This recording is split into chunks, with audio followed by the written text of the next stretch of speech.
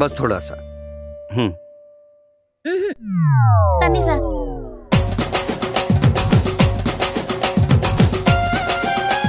थोड़ा सा भैया खाली आलू दिया, बस थोड़ा सा। सीधे बैठ जा। ना ना ना चल।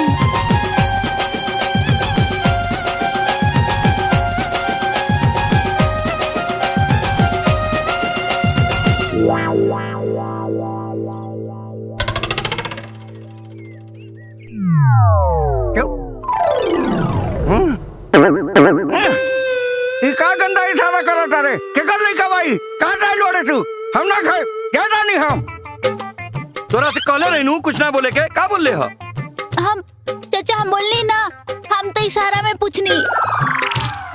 का पूछ ले हो हम तो ये पूछनी तू कौन पक्ष से बाड़ा, लड़का पक्ष से बाड़ा कि लड़की पक्ष से, तू दोनों में बोलस ना तो हम ये कहनी है कि मरवाए में आइल बड़ो।